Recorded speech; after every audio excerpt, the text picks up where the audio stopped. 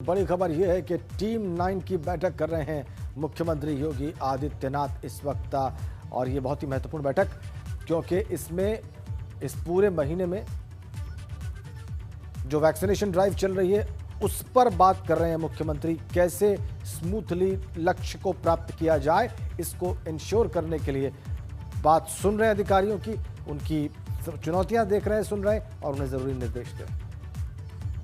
Video conferencing के जरिए संवाद हो रहा है टीम 9 के अधिकारियों के साथ। लक्ष्य है जून के महीने में 1 करोड़ लोगों को टीका लगाया जाए और इस लक्ष्य को कैसे प्राप्त किया जाए, इसके लिए अपने अधिकारियों के साथ, टीम 9 के अधिकारियों के साथ मुख्यमंत्री योगी आदित्यनाथ वीडियो कॉन्फ्रेंसिंग के जरिए बैठक करते हैं।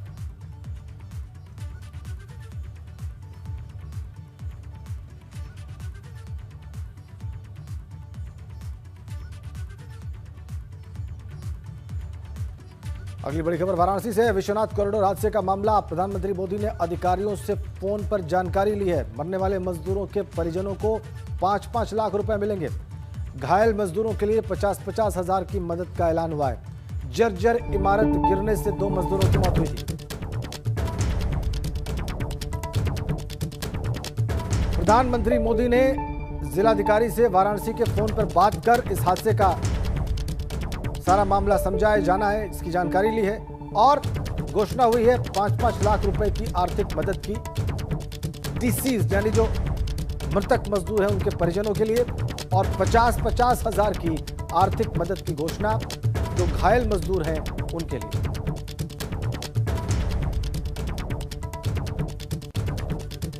जर्जर इमारत गिरने से 2 मजदूरों की मौत हुई, 6 मजदूर जख्मी हुए। तो जिन मजदूरों की मौत हुई है उनके परिजनों को 5-5 लाख रुपए की आर्थिक मदद दी जाएगी। जो घायल हुए हैं उनके लिए 50-50 हजार रुपयों की आर्थिक मदद की घोषणा हुई।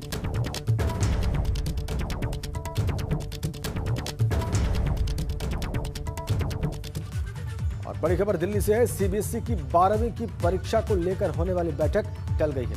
शिक्षा मंत्री रमेश पोखरियाल निशंक की तबीयत बिगड़ने के बाद यह बैठक टली है।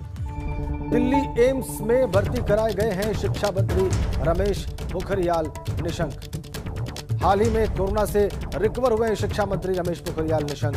कहा जा रहा है कि पोस्ट कोविड कॉम्प्लिकेशंस का असर है उनके ऊपर, इसका प्रभाव है और इसी वजह से उनकी तबीयत बिगड़ी है और इसी के उपचार के लिए उनको all India institute of medical sciences Delhi में भर्ती कराया गया। एम्स में भर्ती कराए गए हैं हरिद्वार से बीजेपी सांसद और देश के शिक्षा मंत्री रमेश पोखरियाल निशंक।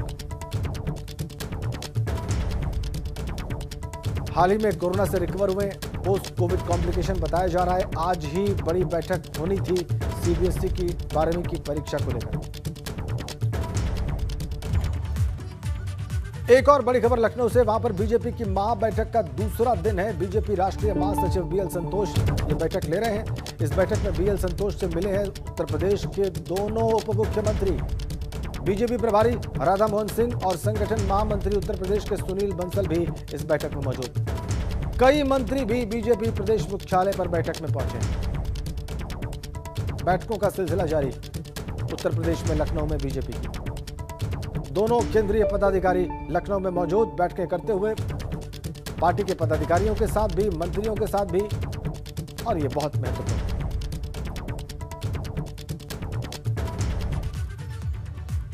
तो बीजेपी मुख्यालय में महाबैठक के दूसरे दिन संगठन महासचिव बीएल संतोष ने उत्तर प्रदेश के दोनों डिप्टी सीएम से मुलाकात की और इसके बाद एक तरफ केशव प्रसाद मौर्य ने कहा कि बैठक 2022 विधानसभा चुनाव की तैयारियों को लेकर थी, तो वहीं दूसरी ओर जब हमारे ब्यूरो चीफ ने डॉक्टर दिनेश शर्मा से सवाल किए तो उनका कहना था कि संगठन की बैठक कोरोना संक्रमण को लेकर थी। बैठक कार्यकर्ताओं भारतीय जनता पार्टी के मेरे संगठन महामंत्री हैं और संगठनात्मक दृष्टि से बैठक पर चर्चा हुई है। बैठक जो चर्चा हुई है बहुत अच्छी चर्चा हुई है। 2022 में हम लोग फिर एक ऐतिहासिक विजय प्राप्त करेंगे। तो 2022 300 पार। अरे मैं पूर्व प्रदेश अध्यक्ष हूँ, मैं अपने अध्यक्ष जी की अगुवाई में फिर 300 पार जिताएंगे। 9 में आप लोगों को नहीं बुलाया गया तो संगठन कोरोना से कैसे निपटेगा? माननीय मुख्यमंत्री जी की जो व्यवस्था है वो मंत्रियों के साथ अलग बैठते हैं और सतत हर समय वो बैठ कर उन्होंने चर्चा करी है मंत्रियों के साथ में।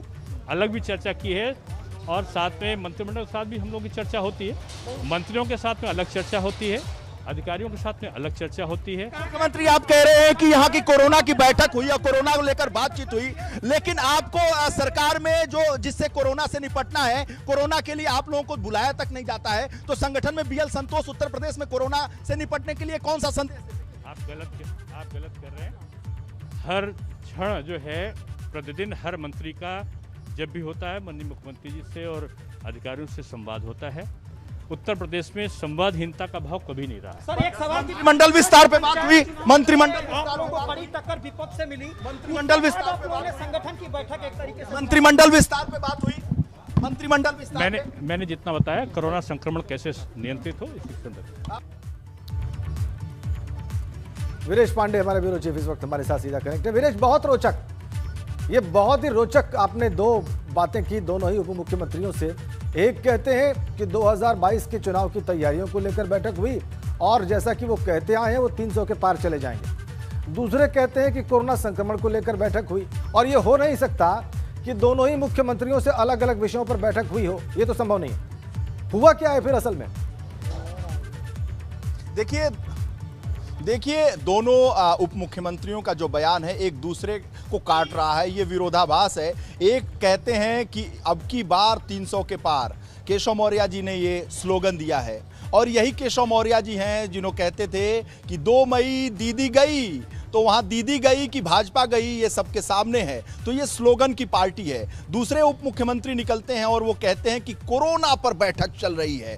डॉक्टर बीएल संतोष कोरोना के बहुत बड़े एक्सपर्ट हैं और डॉक्टर दिनेश शर्मा कोरोना के बहुत बड़े एक्सपर्ट हैं, क्योंकि कोरोना संकट से निपटने के लिए इन दोनों की राय मशविरा बहुत जरूरी है। ये जनता भी जानती है, ये हम भी जानते हैं, और अगर उप मुख्यमंत्री ने ऐसा बयान दिया है सबके सामने तो बहुत ही हास्यास्पद बातें हैं। क्या कोरोना पर बात होगी जब टीम 9 और टीम 11 में इन उप मुख्यमंत्रियों को बुलाया तक नहीं जाता, इनके विचारों को रखा तक नहीं जाता। तो आज इस संगठन भारतीय जनता पार्टी के इस संगठन के जो कार्यालय में हेडक्वार्टर में इन दोनों उप मुख्यमंत्रियों को बुलाया जा रहा है। एक अलग विरोधाभास है। सच्चाई यह है कि सरकार और संगठन के बीच में समन्वय कैसे हो, 2022 का चुनाव कैसे पार पाया जाए। जो रिपोर्ट्स आई है कोरोना के काल में वो भारतीय जनता पार्टी के लिए ठीक नहीं है। और एक शब्द में अगर मैं आपको बताऊं, हमारे साथ अनुभव शुक्ला भी हैं, लगातार सवेरे से जुड़े हुए हैं। अनुभव, अगर हम बीएल संतोष की बात करें तो वो एक किसी को जब बुखार होता है तो एक थर्मामीटर होता है, तो थर्मामीटर के तौर पर बीएल संतोष को लखनऊ भेजा गया है। जो टेम्परेचर, जो तापमान यहां से वो इकट्ठा करेंगे वो डॉक्टर नरेंद्र मोदी, डॉक्टर अमित शाह और डॉक्टर जेपी नड्डा के सामने वो टेम्परेचर बताया जाएगा। यही होगा, ये टेम्परेचर नाप रहे हैं एक एक मंत्रियों से मिलकर। देखिए बिल्कुल, क्योंकि 4.5 साल के इस कार्यकाल में ऐसा तो कभी नहीं हुआ कि मिनिस्टर्स को अलग से बुलाएं। और आज की बैठक में आप देखिए संगठन की बैठक है, बीएल संतोष जनरल सेक्रेटरी हैं ऑर्गेनाइजेशन के, लेकिन स्वतंत्र देव सिंह प्रदेश अध्यक्ष है ही नहीं इस बैठक में। देखिए बहुत बड़ी बात अनुभव शुक्ला ने कहा कि स्वतंत्र देव सिंह सवेरे से ये बैठक चल रही है, पार्टी के प्रदेश अध्यक्ष हैं, यहाँ के वो मुखिया हैं, उनका मुख्यालय है, वो नहीं है। सुनील बंसल संगठन महामंत्री हैं, वो हैं, लेकिन स्वतंत्र देव सिंह नहीं है। क्या आपको देखिए ये जो वातावरण है इसमें एक विचार लगातार तैर रहा है कि संगठन सरकार में शरणागत हो गया है। क्या ये उसी का प्रतीक है क्या?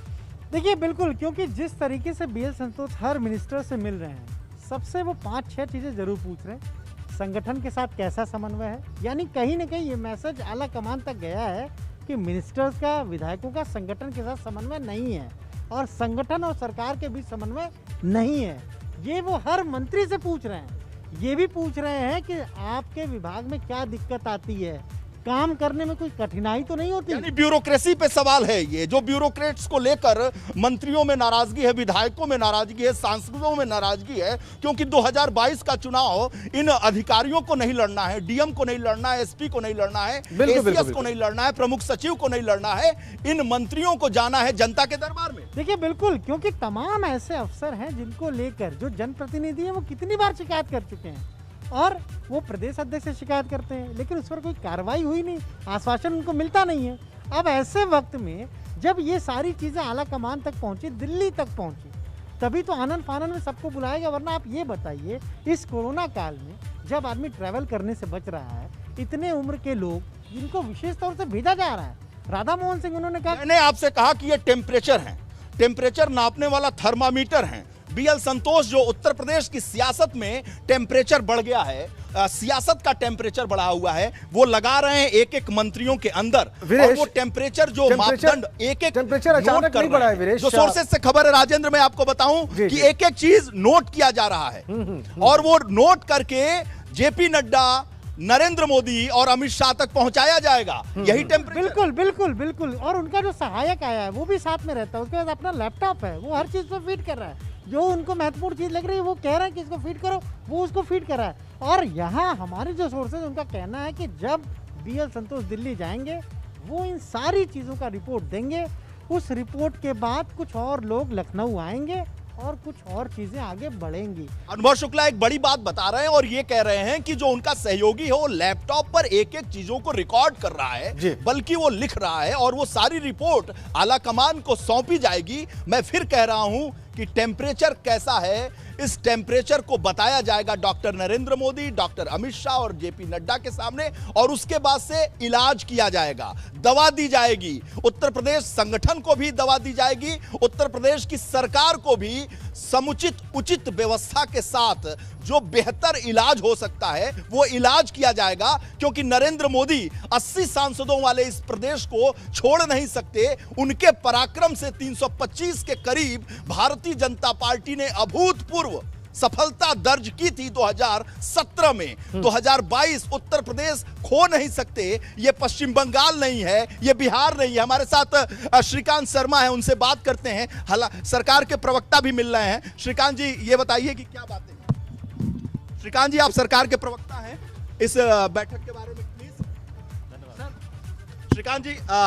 श्रीकांत शर्मा जो सरकार के प्रवक्ता हैं, बहुत मुखर वक्ता माने जाते हैं, लेकिन शायद बीएल संतोष ने उन्हें इंस्ट्रक्ट किया होगा कि कुछ बताना नहीं है और वो बोल नहीं रहे हैं, उनकी गाड़ी जा रही है। सरकार के राजेंद्र एक और बात बता दूं, सरकार के चारों प्रवक्ता अनिल राजभर, महेंद्र सिंह, श्रीकांत शर्मा और सिद्धार्थनाथ सिंह अभी बैठे हुए थे, यानी 3 तो उसमें बैठे हुए हैं, श्रीकांत शर्मा निकल चुके हैं। यानी चारों सरकारी प्रवक्ता जो सरकार के प्रवक्ता हैं यहाँ पे, उनकी भी बैठक बीएल संतोष के साथ थी। क्या मायने? देखिए बिल्कुल, कहीं ना कहीं सरकार का पक्ष कैसे जाना है, जनता के बीच कैसे पक्ष जाए, इस पर भी जरूर चर्चा हुई होगी। और एक चीज़ जो हमने इस बैठक में ऑब्जर्व किया है, यानी हर एक समाज से जो मंत्री है उनको बुलाया गया है। उस समाज में सरकार को लेकर क्या फीडबैक है, संगठन को लेकर क्या फीडबैक है, पंचायत चुनाव में उस समाज ने साथ दिया या नहीं दिया, ये बहुत महत्वपूर्ण है। देखिए ये बड़ी बात कह रहे हैं, इसलिए ये कह रहे हैं कि केशव मौर्य पिछड़े समाज से आते हैं, उनको बुलाया गया। दिनेश शर्मा ब्राह्मण समाज से आते हैं, उनको बुलाया गया। और साथ ही साथ रमापति शास्त्री दलित समाज से आते हैं, कैबिनेट मंत्री हैं, उनको बुलाया गया। और गुलाबो देवी राज्य मंत्री हैं, लेकिन धोबी समाज से आती हैं, उनके पास भी फोन गया है, उनको भी बुलाया गया है। बहुत सारे ऐसे कैबिनेट मंत्री हैं जिनके पास बीएल संतोष का फोन नहीं गया है, उन्हें नहीं बुलाया गया है। तो ऐसे में ये टेम्परेचर नहीं है तो क्या है?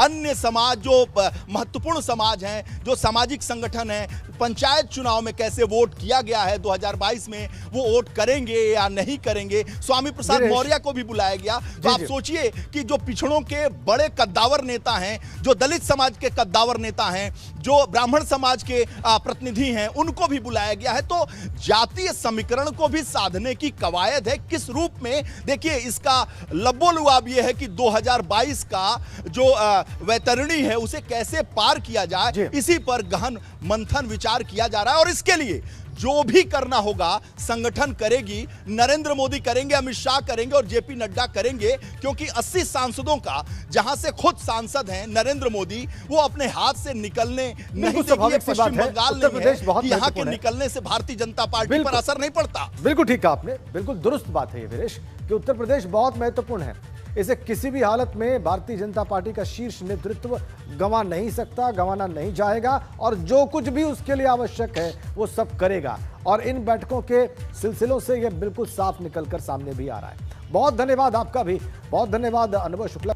कोरोना को लेकर मचे हाहाकार के बीच कांग्रेस लगातार सरकार पर निशाना साध रही है। प्रियंका गांधी ने इस पोस्ट में वैक्सीन नीति वितरण पर सवाल खड़े कर दिए हैं और मोदी सरकार पर जमकर प्रहार किए हैं। आपको बताएं कि प्रियंका ने मोदी सरकार की वैक्सीन नीति को फेल करार देते हुए वैक्सीन की कीमतों पर भी इस पोस्ट के जरिए तीखे सवाल पूछे। सवाल ये रहा, विशेषज्ञों का मानना है कि ज्यादा से ज्यादा और जल्द से जल्द वैक्सीन ही कोरोना को हराने के लिए जरूरी है। जिन देशों ने अपने यहाँ ज्यादा वैक्सीन लगवाई उनमें कोरोना की दूसरी लहर का कम प्रभाव पड़ा। हमारे देश में दूसरी लहर पहली लहर से 320% ज्यादा भयानक साबित हुई। ये पूरे विश्व का रिकॉर्ड है। ये पोस्ट में लिखा है प्रियंका गांधी वाड्रा ने और ये लिखकर भारत की वैक्सीन जो पॉलिसी है उस पर सवाल खड़े किए हैं, उस पर निशाना साधा है। पोस्ट का कंटेंट, उसका मजमून इस वक्त आपकी स्क्रीन पर ये रहा। देखिए, मात्र 12% लोगों को पहली डोज मिली है, सिर्फ 3.4% आबादी पूरी तरह से वैक्सीनेट हुई। मोदी सरकार ने सबको वैक्सीन देने की जिम्मेदारी से हाथ क्यों खींच लिया?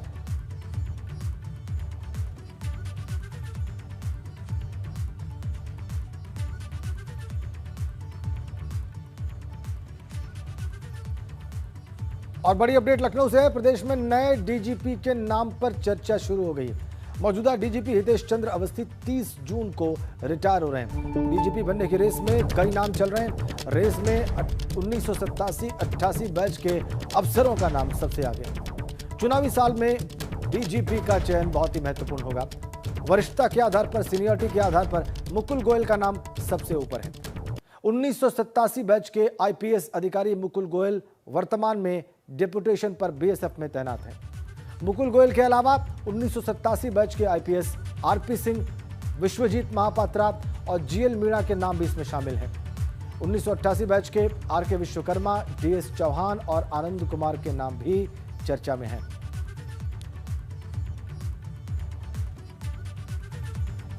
और उत्तर भारत में सोमवार की देर रात एक बार फिर मौसम का मिजाज बदला। दिल्ली और एनसीआर सहित उत्तर प्रदेश के भी कई जिलों में तेज आंधी के साथ बारिश हुई।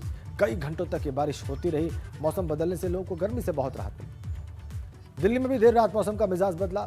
दिल्ली से सटे नोएडा और गाजियाबाद में भी तेज बारिश हुई। लखीमपुर खीरी में तेज हवाओं के साथ मूसलाधार वर्षा हुई। और मौसम विभाग की माने तो आज भी कई जिलों में मौसम ऐसा ही रह सकता है। संभल में तेज हवा की वजह से पेड़ एक गाड़ी पर गिर गया। इससे बड़ा हादसा हो गया और एक युवक की मौत हो गई। मौके पर पहुंची पुलिस ने शव को कब्जे में लिया, पोस्टमार्टम के लिए भेजा। अमरोहा में भी जमकर बारिश हुई। आंधी तूफान से बिजली के 6 पोल टूट गए और गनीमत यह रही कि कोई हादसा नहीं हुआ। बहराइच से भी कुछ ऐसी ही तस्वीरें सामने आई। तेज हवाओं के साथ आंधी आई और इससे लोगों में अफरा तफरी मची रही।